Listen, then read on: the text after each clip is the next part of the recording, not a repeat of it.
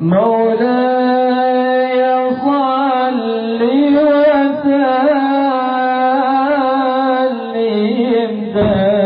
دائما أبدا الله الله قال رسول الله صلى الله عليه وسلم إذا رأى أحدكم رؤيا يحبها فإنما هي من الله فليحمد الله عليها وليحدث بها وإذا رأى غير ذلك مما يكره إنما هي من الشيطان فليستعذ من شرها ولا يذكرها لأحد فإنها لا تضره. Hadits sahih riwayat Bukhari. Sadaqah Rasulullah sallallahu alaihi wasallam. Assalamualaikum warahmatullahi wabarakatuh.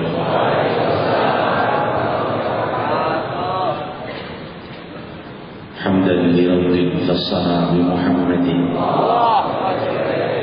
wa anqadana min zulmatil jahli wad dayajiri.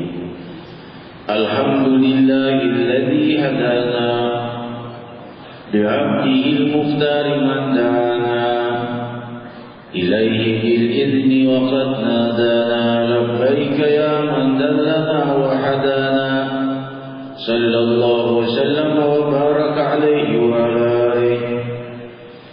Limpahan puji kehadirat Allah Jalla wa ala, nama yang maha bercahaya, yang mengawali seluruh cahaya keindahan dan alam semesta.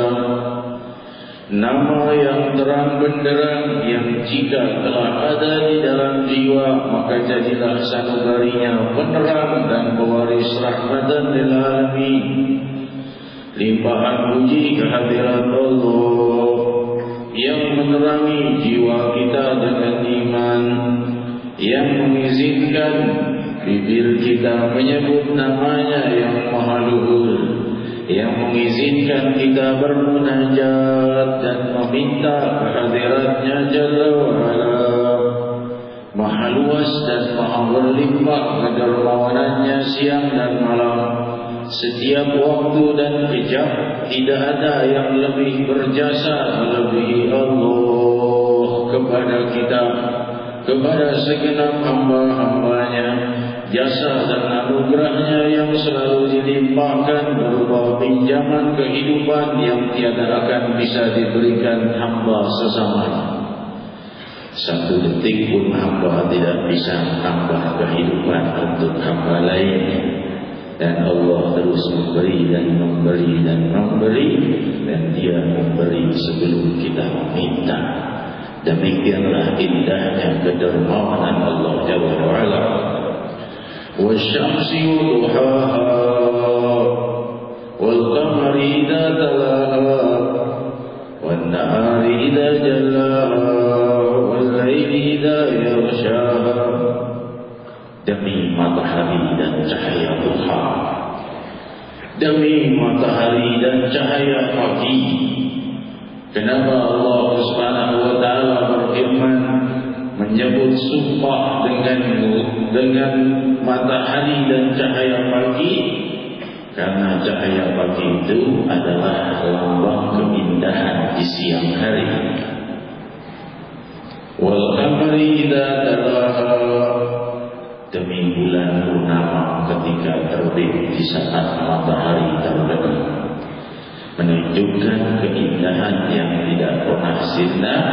Di saat siang hari ada cahaya pagi yang melambangkan keindahan di saat malam ada bulan purnama yang menunjukkan ada keindahan yang tidak akan sirna.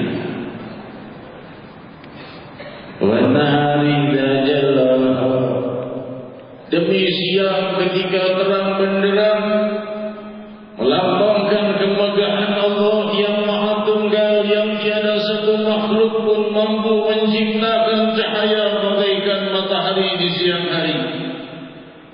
Wal laili idza yaghshaha, demi malam ketika gelap gulita dan tiada satu hamba pun yang bisa merubah malam menjadi siang di seluruh sebagian permukaan bumi.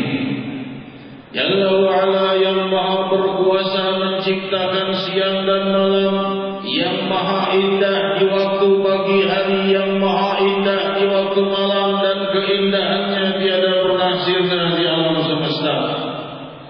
Wassama'i wa ma banaha, demi langit dengan pembangunan dan penciptaan. Bagaimana kita memikirkan langit itu dibangun oleh Allah Subhanahu wa taala, muncul dari cahaya kemuliaan kun fayakun hingga berpijarlah seluruh alam semesta dengan bermiliar-miliar bintang di angkasa raya. Wassama'i wa ma banaha, demi langit dan penciptaannya. Jika kita renungkan kalimat ini hadirin hadirat, demi langit dan penciptaan, seluruh kemegahan dan keagungan seluruh planet yang ada di angkasa raya itu telah diceritakan oleh Allah dalam satu kalimat, wassama'i wa ma banaha. Segala keajaiban, segala keluasannya, segala hal yang menakjubkan dan tidak pernah tercapai apa masing-masing planet yang jauh itu, Allah telah merangkumnya dengan satu kalimat, demi langit dan penciptaannya. Wa ma banaha wal ardi wa ma tahaha, demi permukaan bumi dan yang hamparannya. Jika bumi itu dihamparkan oleh Allah Subhanahu wa taala, yang dikatakan para ilmuwan kita, dalam setiap satu jengkal tanah terdapat bermiliar kehidupan, yang setiap kehidupan itu milik Allah, yang setiap kehidupan itu diatur Allah, yang setiap kehidupan itu dilihat dan dibimbing dan dipelihara oleh Allah. Menghamparkan lautan, daratan, tumbuhan, hewan, wal ardi wa ma tahaha. Semakin kita renungkan, semakin kita asyik kepada Rabbul Alamin. Tiadalah Allah Subhanahu wa taala menyampaikan sumpah-sumpah mulia ini demi memanggil kita untuk semakin dekat. Wa nafsi wa ma sawwaha, demi manusia dan bagaimana penciptaan manusia adalah hal yang sangat luar biasa. Dari satu sel yang tidak terlihat akal bisa berubah menjadi satu wujud yang besar, bicara, mendengar, melihat, berkuasa, zalim, bersujud, beribadah, dan ternyata bukan hanya itu, tetapi jasad kita ini yang dicipta oleh Allah, ditumbuhkan oleh Allah dari sebutir sel menjadi tubuh yang sempurna. Allah ciptakan ini untuk perantara menuju keridhaannya yang kekal. Miliaran sel mata itu akan sirna dan setelah itu akan berubah menjadi tanah lagi. Tetapi miliaran sel mata bisa menghantar kita kepada cahaya-cahaya keridhaan Ilahi. Demikian miliaran sel lisan, demikian miliaran sel telinga, demikian seluruh sel tubuh kita dicipta oleh Allah dengan demikian sempurna, bukan hanya untuk direnungi dan bukan hanya untuk ditafakuri saja. Ingat, itu semua hal yang sempurna Allah ciptakan makna yang lebih sempurna di dalamnya, yaitu apa? Untuk menghantarkan kita kepada keridhaan Allah. Hantarkan kita kepada Allah. Inilah alat yang Allah berikan kepada kita sehingga bisa berzikir, hati berzikir, tubuh bersujud. Dan demikian hadirin Allah, jadikan ini semua alat. Wa nafsi wa masawwa. Lalu apa wahai Rabb? Karena manusia ini punya sifat baik dan buruk Kau ciptakan. Fa'alhamaha fujuraha wa taqwaha. Telah diilhamkan dan disampaikan kepadanya mana yang baik dan mana yang buruk. Kita bertanya, firman ini berkata fa'alhamaha, diilhamkan. Bagaimana caranya diilhamkan? Hal yang baik dan yang buruk kita dengar dari Al-Quran Al-Karim dan Hadits Nabawi, bukan lewat ilham, tetapi ketika kita beriman, bertakwa dan mengikuti sang Nabi, cahaya keagungan Allah terang benderang di hati kita, maka di saat itu kita akan diilhami mana yang baik, untuk mundur dari segala yang mungkar, untuk malas berbuat hal yang mungkar, dan untuk selalu ingin berbuat hal yang baik. Fa'alhamaha fujuraha wa taqwaha. Allah akan ilhami tubuh itu dengan hal-hal yang baik dan hal-hal yang buruk jika ia beriman. Jika ia menerima iman dan tauhid dan menerima apa-apa yang dibawa oleh sang Nabi, menghiasi hatinya dengan hal-hal yang mulia, ia akan diilhami oleh Allah Subhanahu wa taala mana yang baik dan mana yang buruk. Dalam firman Allah yang lain, "Mayyataqillah wa mayyataqillah yaj'al lahu makhraja wa yarzuqhu min haitsu la yahtasib." Orang yang bertakwa kepada Allah Subhanahu wa taala, Allah berikan jalan keluar baginya. Dalam segala hal Allah berikan jalan keluar baginya, dan Allah limpahkan baginya rezeki yang tidak ia sangka-sangka. Ittaqullah wa yu'allimukumullah. Takwalah kalian kepada Allah, dan Allah akan mengajari kalian. Mengajari apa? Bukan mengajari syariah.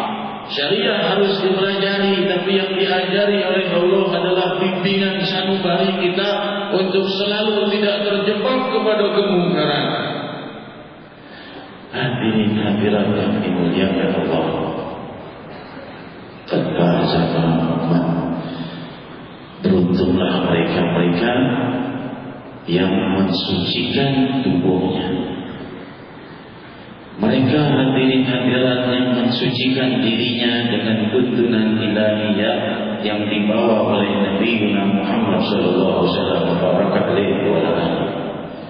Hadirin hadirat, dialah Allah Subhanahu wa taala yang Maha Agung dan Maha Luhur, yang Maha berkasih sayang dan Maha berkuasa atas setiap sanubari. Setiap jiwa, siapapun dia, mukmin bukan mukmin, fasik atau siapapun, Allah Maha berkuasa padanya. Jika Allah menceritakan kejadian Nabi Allah Musa, "Idh awhayna ila ummika ya Musa, idh awhayna ila ummika ma yuha." Ketika kami memberikan ilham kepada ibu wahai Musa, di saat itu diperintahkan oleh Allah, "Anikribihi fit tabuti fakribihi bil yam wa yulqihi al-yam bis-sahili ya'khudhuhu aduwwun li wa aduwwullah." Ketika ibunda Musa lahirlah bayinya, yaitu Nabi Musa alaihissalam, dan di saat itu perintah Fir'aun untuk membunuh semua bayi yang lahir, jika bayi itu dari Bani Israel, jika pria. Kenapa? Karena para tukang-tukang sihir Fir'aun telah mengatakan akan datang nanti anak pria dari Bani Israel yang menghancurkan kekuasaan. Maka Fir'aun memerintahkan pada pasukannya, bunuh semua bayi Bani Israel yang lahir. Jangan ada satupun bayi yang laki yang lahir dalam keadaan hidup, bunuh. Terus setiap hari laskar dan pasukan Fir'aun masuk ke rumah-rumah mencari wanita yang hamil. Jika lahir wanita, bunuh. Jika lahir pria, bunuh. Yang lahir wanita dibiarkan. Allah Subhanahu wa taala mengilhami Ibunda Musa ketika melahirkan bayi Musa, bayi lelaki. Harus membawa kemana bayi ini? Wanita yang saleh. Maka Allah memberinya ilham untuk memasukkannya ke dalam sebuah keranjang kayu. Fakti tabut, masukkan dia ke dalam kotak kayu dan ayunkan di air. Biarkan dia mengalir di air. Maka ketika dengan beratnya Ibunda Musa melepas kepergian putra bayinya, ia menyusuinya sekali lalu melepaskannya ke dalam kotak kayu dan mengayunkannya ke air. Dihanyutkan. Allah akan menyelamatkan. Kemana Allah menyelamatkan Musa? Allah tidak menyelamatkannya ke hutan rimba yang tidak bisa dijangkau oleh pasukan-pasukan Firaun. Yaqulu aduwwun li wa aduwwullah. Yang mengambilnya adalah musuhku dan musuh bayi itu, yaitu Firaun. Kemana Allah ingin menyelamatkan hambanya Musa? Allah ingin memberi pengajaran hingga firman ini disampaikan kepada kita. Jika Allah mau, tidak perlu jauh-jauh mencari keselamatan, justru kepada yang memberi instruksi, yaitu Firaun sendiri. Balik kepadanya sendiri kotak bayi itu. Justru pada yang memerintah membunuh semua bayi lagi. Masuk ke situ kotak kayunya. Allah berkata, ya khudhu aduwwun li wa aduwwullah. Yang mengambilnya adalah musuh si bayi. Allah tidak mengatakan musuh ibunya bayi, tidak juga mengatakan musuhnya Musa, musuh si bayi. Maksudnya apa? Bayi tidak berdaya. Ini musuh si bayi itu. Karena memang sudah perintah semua bayi pria harus dibunuh. Ini bayinya datang sendiri ke istana Firaun. Ya aduh li wa aduwwullah. Allah ingin menunjukkan kekuasaannya. Yang mengatakan bunuh semua bayi pria, datang bayi pria yang akan menghancurkan kekuasaannya, hidup di istana Firaun sendiri. Wa alqaitu 'alaika mahabbatan minni. Kuterangi engkau wahai Musa dengan cahaya kecintaan. Mahabbatan minni, cahaya cinta yang milikku dari Allah Subhanahu wa taala. Maksudnya apa? Orang yang melihat bayi Nabi Musa itu, dia akan senang. Allah buat semua yang melihatnya suka. Allah yang bisa membuat semua sanubari mencintai. Allah jadikan istrinya Firaun melihat bayi, ada kotak kayu mengalir di dalam istana, dibuka bayi yang sangat menyenangkan. Wa qaitu 'alaika mahabbatan minni. Udah saja jika Allah ingin menjaga, tidak perlu dijaga oleh harimau atau Jibril alaihissalam. Allah berikan orang yang melihatnya senang, tidak akan ada yang mencelakainya. Maka berkatalah istrinya Firaun, hadza qurrat ainun li walau. Di sini tersimpan kebahagiaan. Ini kesayanganku dan kesayanganmu wahai Firaun. Al-Imam Al-Qurtubi alaihi rahmatullah dalam tafsirnya menjelaskan ini. Ucapan Firaun ini, ucapan istrinya Firaun ini membuat istrinya Firaun diberi hidayah oleh Allah. Kenapa? Mencintai orang yang dicintai Allah. Sebagaimana sabda sang Nabi, al-mar'u ma'man ahab, seseorang bersama dengan orang yang dia cintai. Istri Firaun, istri seorang raja yang paling zalim yang berkata, ana rabbukumul a'la, akulah Tuhan kalian yang maha tinggi. Ini istrinya. Tapi karena dia mencintai bayi Musa, Allah berikan hidayah. Dan bukan hanya hidayah, ini kemuliaan cinta. Bukan hanya hidayah, tapi apa?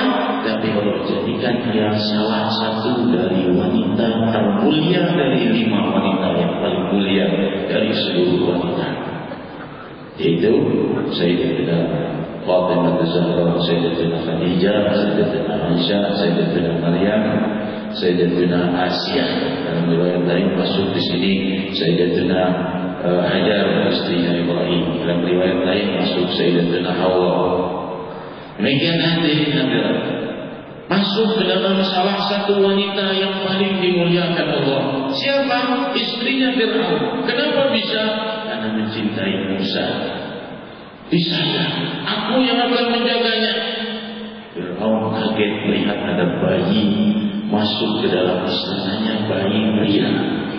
Jangan-jangan ini yang membawa kerusakan untuk kekuasaan.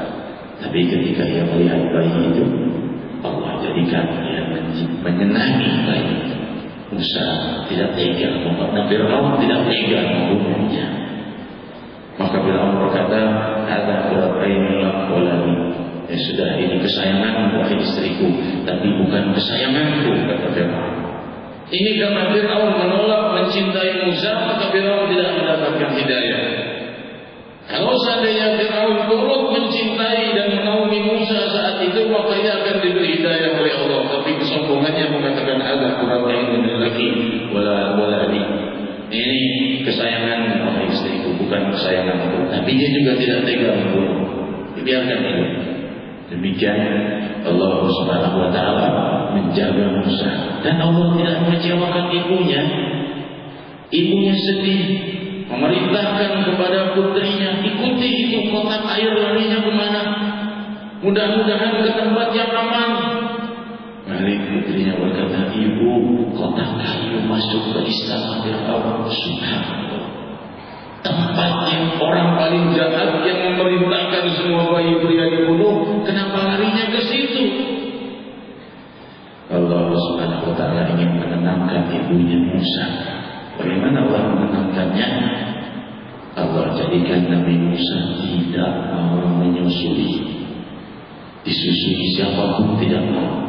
Ini Fir'aun yang sudah memerintahkan untuk membunuh semua bayi, malah repot mencari orang yang bisa menyusui. Bikin sayembara. Siapa yang bayi ini mau menyusui dengannya akan diberi hadiah, boleh tinggal di istana. Fir'aun ini menjadi orang paling bodoh, penuh kekuasaannya. Dia sendiri yang memerintahkan membunuh bayi, dia sendiri yang membesarkan bayi, dan bahkan mencari seorang wanita yang bisa menyusui. Sayembara diadakan, tidak ada satupun yang berhasil, sampai ibunya Musa sendiri menawarkan diri baru mau kepada ibunya Musa. Faradatnaka ila rabbika likai takirru hina. Ku kembalikan engkau kepada ibumu supaya dia senang. Balik kepada ibunya lagi. Fir'aun tidak tahu ini ibunya Musa. Mau menyusui dengan ibunya, Allah tahan bibirnya untuk tidak menyusui pada wanita yang lain. Demikian Allah berbuat dengan kehendaknya dalam segala keadaan. Hadirin hadirat yang dimuliakan Allah, betapa indahnya Allah membolak-balikkan keadaan. Orang yang paling benci berubah menjadi seorang pembela yang membesarkan. Musa alaihissalam setelah besar memang menghancurkan kekuasaan Fir'aun. Demikian Allah Subhanahu wa taala menunjukkan kekuasaannya, bahwa kekuasaan adalah milik, bukan milik raja-raja manapun di muka bumi. Hadirin hadirat, demikian indahnya Allah Subhanahu wa taala. Dan tadi dalam kalimat kita dengar, "Id awhayna ila ummika ma yuha." Ketika kami wahyukan kepada ibumu daripada wahyu-wahyu kami. Wahyu hanya untuk para nabi. Apakah ibunya Musa nabi? Tentunya bukan. Inilah maksud penjelasan tadi yang tadi kita baca. Wahyu tidak pernah ada terkecuali bagi para nabi. Yang ada adalah ilham, tapi dinamakan wahyu karena apa? Karena perintah Allah lewat mimpi. Dan ini hanya bisa terjadi qabla ba'tsatul Nabi sallallahu alaihi wasallam. Ini terjadi sebelum kebangkitan Rasulullah Muhammad sallallahu alaihi wasallam. Setelah kebangkitan sang Nabi tidak ada lagi ilham lewat mimpi. Yang ada ru'ya salihah. Nah, kita baca hadis tadi, hadis yang sangat dimuliakan Allah Subhanahu wa taala, "Wa idza ra'a ahadukum ru'ya yuhibbuha fa innama hiya minallah." Kalau kalian bermimpi hal yang kalian sukai, maka itu dari Allah. Jadi jangan risau dengan mimpi buruk. Jika kalian melihat satu mimpi yang kalian sukai itu dari Allah, falyahmadullah 'alaiha, maka pujilah Allah Subhanahu wa taala, ucapkan alhamdulillah, walihadits biha, boleh ceritakan kepada orang-orang kalau mimpinya baik. Wa idza ra'a ghaira dzalika fa inna ma dzalika minasyaitan. Kalau yang kau lihat, jika kau lihat hal yang bukan itu, yaitu hal yang berupa mimpi buruk, ra'a dzalika mimma yakrah, hal yang tidak ia sukai, mimpi yang menakutkan, mimpi yang menyedihkan, mimpi yang merisaukan, fa inna ma dzalika minasyaitan, itu dari syaitan. Bagaimana cara menghindari mimpi buruk agar tidak membawa mudarat? Al-yastaqim biha, berlindunglah kepada Allah dengan mengucap a'udzubillah minasyaitonir rajim. Berlindung kepada Allah kalau seandainya kita mimpi buruk. Fala yadhkur hali ahad, sebaiknya jangan ceritakan kepada orang lain. Fa innaha la tadur, karena apa? Karena hal itu tidak akan membawa mudarat baginya. Ini hadirin salah satu kebesaran dari hadis Nabi kita Muhammad SAW. Karena mimpi buruk bisa membawa hal yang buruk, tapi karena sudah Nabi berkata bal yastahi, maka bertawudlah kalian kepada Allah. Jika kalian mengucapkan a'udzubillahi minasyaitonir rajim min hadhihi ru'ya, atau dengan bahasa Indonesia, aku berlindung kepada Allah daripada buruknya mimpi ini, maka dia tidak akan bisa membawa mudarat. Hadirin hadirat yang dimuliakan Allah, Rasul sallallahu alaihi wasallam bersabda, diriwayatkan dalam Sahih Bukhari, ar-ru'yal hasanah min ar-rajul salih juz'un min 46 juz'an min an-nubuwah. Mimpi dari orang yang saleh itu adalah salah satu dari 46 bagian kenabian. Al-Imam Ibn Hajar al-Asqalani di dalam kitabnya Fathul Bari Bisyarah Sahih Bukhari mensyarahkan makna hadis ini yang kita baca dan hadis yang baru saya sampaikan, bahwa mimpi para nabi adalah wahyu. Mimpi orang-orang yang saleh sebagian besar adalah benar. Kalau orang saleh yang mimpi, karena sudah dikatakan oleh sang Nabi tadi, mimpi orang yang saleh itu adalah salah satu bagian dari 46 bagian kenabian. Bukan berarti ia menjadi nabi, akan tetapi merupakan salah satu 46 kemuliaan yang diberikan pada para nabi, diberikan pada hamba yang saleh. Satu di antaranya mimpi orang yang saleh. Jadi sebagian besar mimpi itu, kalau orang saleh yang mimpi benar, Imam Ibn Hajar mengatakan mimpi itu punya martabat. Mimpi para nabi wahyu, mimpi orang yang saleh sebagian besar benar. Kalau seandainya mimpi orang-orang yang biasa, bisa benar, bisa tidak benar, jangan terlalu dipercaya. Kalau mimpi orang yang fasik, lebih banyak tidak benar, karena jiwa itu bagaikan cermin. Makin gelap hatinya, makin gelap pula alam mimpinya. Tapi tidak menutup kemungkinan mimpi itu benar, walaupun kecil kemungkinannya, walaupun dari kafir, walaupun dari yang non-muslim, bisa juga benar. Karena sebagaimana di Al-Quranul Karim, daripada temannya Nabi Allah Yusuf alaihissalatu wassalam di dalam penjara bermimpi ini dan itu, dan mimpi itu benar. Banyak dalil-dalil lainnya dari Al-Quran juga, dan juga di dalam hadis Nabawi, mimpi orang-orang yang non-muslim itu pun bisa saja benar. Tetapi yang paling kuat adalah mimpi para nabi sebagai ilham, dan yang nomor dua adalah mimpi orang-orang yang saleh. Akan tetapi telah bersepakat seluruh ulama Ahlus Sunnah wal Jamaah bahwa mimpi tidak bisa dijadikan dalil. Dan sebab itu, kalau seseorang bermimpi hal-hal yang baik berupa perintah atau hal yang berupa isyarat untuk berbuat sesuatu, lihat bertentangan dengan syariat atau tidak. Jika tidak bertentangan dengan syariat, berarti dari Allah dan itu benar. Kalau bertentangan dengan syariah berarti hal itu tidak benar, itu dari syaitan. Terkecuali mimpinya Sayyidina Muhammad SAW. Tidak ada keraguan karena sabda sang Nabi man ra'a bil manam fatarani wala yatamattal syaitan bihi.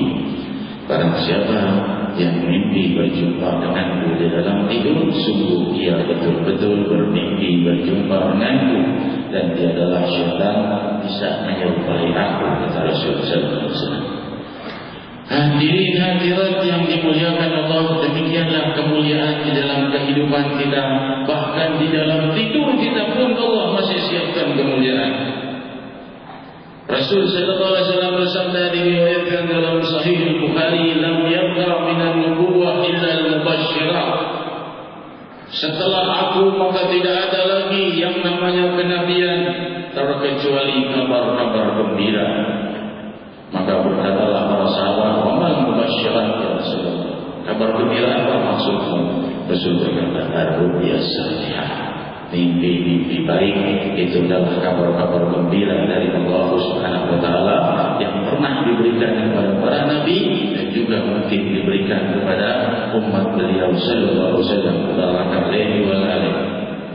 Hadirin hadirat, dari penjelasan Imam Ibn Hajar kita pahami semakin bersih jiwa kita, semakin bersih alam tidur kita. Alam bawah sadar kita semakin bersih karena ruhnya bersih.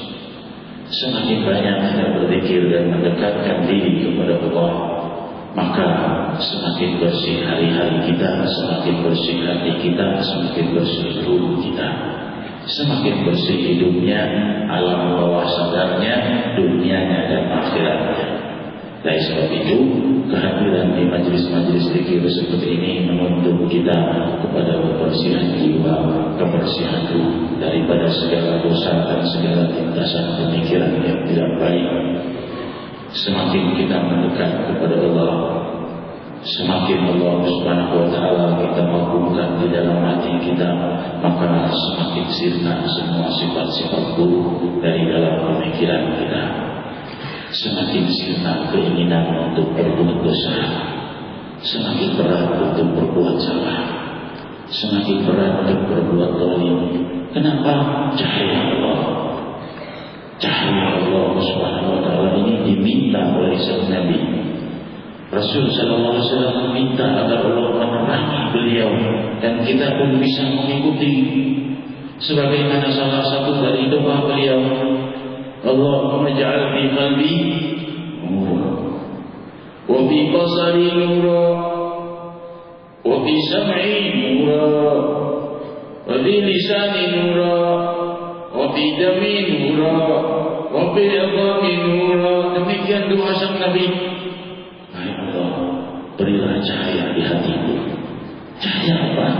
Cahaya Allah, cahaya khusyuk, cahaya ketenangan, cahaya pengampunan. Beliau orang yang paling mulia di sisi Allah masih meminta cahaya diberikan di dalam hatinya. Wa fi basari nura, dan beri pula cahaya di penglihatanku. Kenapa harus bercahaya penglihatannya? Maksudnya apa? Cahaya kemuliaan. Apapun yang ia lihat tidak akan membuatnya terperangkap dalam kemurkaan. Lihat orang berjalan yang mengingat Allah Subhanahu. Allah jadikan orang ini kenikmatan berjalan. Lihat matahari yang ia lihat kemuliaan Allah. Melihat orang fukara dia berdoa. Melihat orang yang berdosa dia mendoakan kepada Allah. Demikian hadirin dalam segala penglihatannya cahaya. Maksudnya apa? Cahaya kemuliaan hidup muncul di dalam penglihatan. Bisa ini dan pada telingaku cahaya. Maksudnya apa? Apa yang ia dengar menjadi cahaya kemuliaan. Apapun yang ia dengar, yang mendengar orang lain mengumpat, berubah hatinya. Aku tidak percaya orang itu sejahat itu. Didoakan olehnya atau ditegur, jangan bicarakan orang itu. Inilah cahaya. Demikian hadirat sampai doa sang Nabi minta pada darahnya cahaya. Wa fi dami nura, dan jadikan cahaya di darahku, kata Rasul. Wa fi idami nura, dan pada tulang-tulangku cahaya. Demikian doa sang Nabi. Demikian hebatnya beliau sallallahu alaihi wasallam meminta cahaya. Wa fi wajhi nura, wa fi sya'ri nura, wa fi bashari nura. Di rambutku cahaya, di wajahku cahaya, di kulitku cahaya. Demikian doa Rasul sallallahu alaihi wasallam. Beliau sallallahu alaihi wasallam adalah digelari oleh Allah sirajan munira, pelita yang bercahaya. Masih meminta cahaya kepada Allah. Kita minta kepada Allah Subhanahu wa taala cahaya. Hadirin, kita berada di bulan Syawal. Rasul sallallahu alaihi wasallam bersabda, diriwayatkan dalam Sahih Bukhari, riwayat Sayyidatina Aisyah radhiyallahu anha meriwayatkan, maka Nabi sallallahu alaihi wasallam yasumu akthar min syahrin, yasumu syahran akthar min syawal. Tiadalah Rasul sallallahu alaihi wasallam itu berpuasa di dalam setahun lebih banyak dari puasanya di bulan Sya'ban. Tentunya selain Ramadan, karena Ramadan puasa yang fardu. Tapi di bulan yang lain Rasul paling banyak puasa di bulan Sya'ban. Wa kana yasumu Sya'ban kullahu. Bahkan beliau sallallahu alaihi wasallam juga berpuasa sepanjang hari bulan Sya'ban. Terdapat ikhtilaf dalam hal ini. Sebagian ulama mengatakan bahwa makruh berpuasa di setengah bulan Sya'ban yang kedua. Maksudnya setelah tanggal 15 sampai akhir, makruh puasa di bulan Sya'ban. Yang mengatakan minggu terakhir, masing-masing ikhtilaf, tetapi tentunya riwayat yang paling tegak dan sahih adalah Rasul berpuasa di bulan Sya'ban sebulan penuh. Sebagian muhadits mengatakan terkecuali hari terakhir, kalau itu hari yang syak. Kalau itu hari syak, barangkali masuk 1 Ramadan atau masih Sya'ban, pada saat itulah tidak diperkenankan puasa. Selain itu Rasul berpuasa di sepanjang bulan Sya'ban. Kita memahami kenapa Rasul berbuat demikian, karena tentunya bulan Sya'ban mempunyai kemuliaan. Kalau tidak, Rasul tidak akan berpuasa sepanjang itu. Berarti bulan Sya'ban mempunyai kemuliaan khusus. Dan bulan Sya'ban adalah salah satu bentuk bulan yang disyukuri oleh Nabi kita Muhammad sallallahu alaihi wasallam, karena di bulan Sya'ban itulah Allah Subhanahu wa taala menurunkan firman-Nya, innallaha wa malaikatahu yusalluna 'alan nabi. Ayat ini turun di bulan Sya'ban. Ya ayyuhalladzina amanu sallu 'alaihi wa sallimu taslima.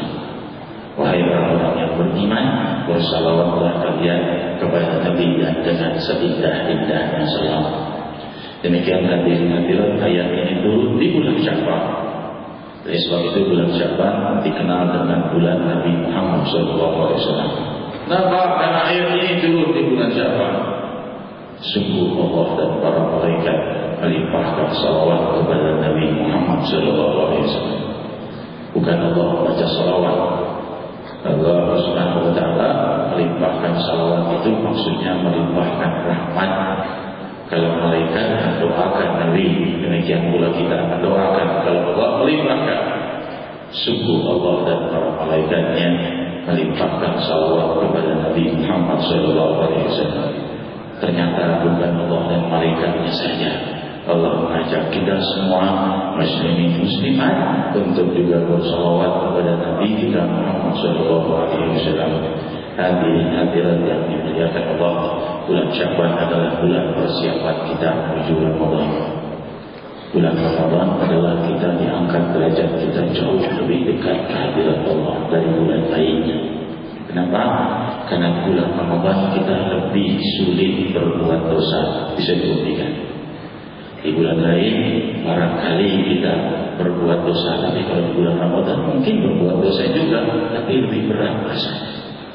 Ada sesuatu yang menahan kita untuk enggan berbuat dosa lebih dari bulan lain. Kenapa? Karena di bulan Ramadan Allah mengangkat derajat kita lebih tinggi dari bulan lain, lebih dekat kita kepada Allah. Dan sebab itu bulan Ramadan sangat dirindukan oleh orang-orang yang mengerti betapa indah dan lezatnya anugerah ilahi. Kalau sudah Allah Subhanahu wa taala mendekatkan dannya, silakan minta dan berdoa. Sebagian dari kita berpikir, aku ingin rasanya menumpahkan segala konsentrasi dalam puasa Ramadan. Dan biasanya selalu bermasalah dalam masalah nafkah lah, dalam masalah pekerjaan, dalam masalah ini dan itu. Coba keberkahan Ramadan itu. Coba lakukan puasa Ramadan dengan berusaha dengan sempurna, dan kau berdoa kepada Allah, ya Rabb, aku berusaha menyempurnakan puasa farduku Ramadan, tapi aku mohon kau sempurnakan dan benahi keadaanku setelah Ramadan. Kau buktikan keberkahan Ramadan muncul dalam hari-hari kelak setelah bulan Ramadan. Hadirat, kita bermunajat di bulan Sya'ban yang diagungkan Allah Subhanahu wa taala ini. Semoga Allah Subhanahu wa taala mencurahkan seluruh anugerah yang ditumpahkannya di bulan Sya'ban. Ya Rahman ya Rahim, ya Dzal Jalali wal Ikram, ya Dzal Tawli wal In'am, muliakan kami dengan cahaya Sya'ban, muliakan kami dengan keberkahan yang kau tumpahkan di bulan Sya'ban, yang kau muliakan para nabi-Mu dan juga para kekasih-Mu dengan bersalawat kepada Nabi kami Muhammad sallallahu alaihi wasallam. Limpahkan kepada kami seluruh keberkahan salawat kepada Nabi Muhammad. Pastikan kami berkumpul di antara orang-orang yang banyak bersalawat kepada Nabi Muhammad. Ya Rahman ya Rahim, kami telah mendengar sabda Nabi Muhammad sallallahu alaihi wasallam, mubarak alaihi wa ala alihi, aqrabukum ilayya manzilatan yaumal qiyamah aktsarukum alayya salat, bahwa kedudukan orang yang paling dekat kepadaku di hari kiamat adalah yang paling banyak bersalawat kepadaku. Hadirin hadirat, karena dengan kita memperbanyak salawat, Allah akan benahi kehidupan kita, Allah munculkan ketakwaan pada kita, Allah bimbing kepada kesempurnaan hidup hingga kita wafat sebagai ahlul khusyuk, sebagai ahlul sujud, sebagai ahlul iman, sebagai ahlul taqwa, sebagai ahlul ibadah, sehingga berhak duduk dekat dengan Nabi Muhammad sallallahu alaihi wasallam. Mubarak alaih. Ya Rahman ya Rahim, muliakan jiwa kami dalam mencintai salawat kepada Nabi Muhammad. Ya Rahman ya Rahim, yang telah mengundang sang Nabi untuk menghadap kehadiran-Mu di malam Mi'raj dan memuliakan beliau di bulan Sya'ban dengan kemuliaan salawat, muliakan kami umat Nabi Muhammad sallallahu alaihi wasallam dalam puncak-puncak kemuliaan. Limpahkan kepada kami rahasia kebahagiaan, terangi hari-hari kami dengan cahaya keluhuran dan cahaya pengampunan. Ya Rahman ya Rahim, kami memanggil nama-Mu yang maha luhur, nama yang maha abadi, nama yang maha menyempurnakan dan membangun langit dan bumi. Wa qulu jami'an ya Allah ya Allah ya Allah ya Allah ya Allah ya Allah ya Allah ya Allah ya Allah ya Allah ya Allah ya Allah ya Allah ya Allah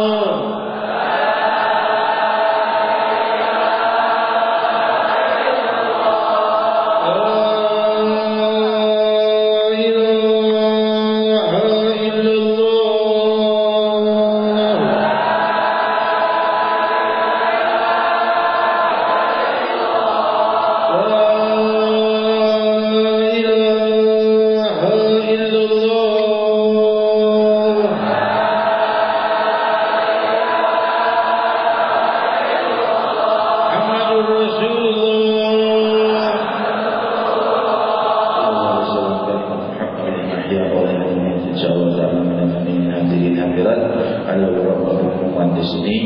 Yang pertama adalah banyaknya pertanyaan apakah majelis ini libur di bulan Ramadan. Majelis malam Selasa ini tidak ada liburnya, insyaallah. Selama saya masih hidup, insyaallah majelis ini tidak akan pernah libur.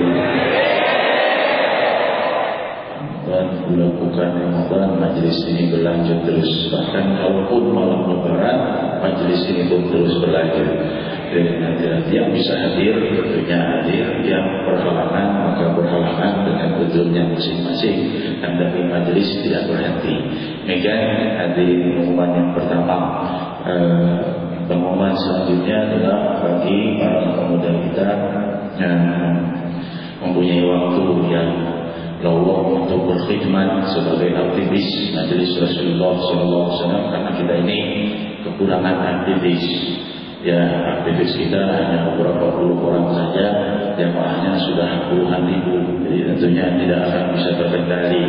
Bagi mereka yang mau menjadi aktivis, silakan mendaftarkan diri.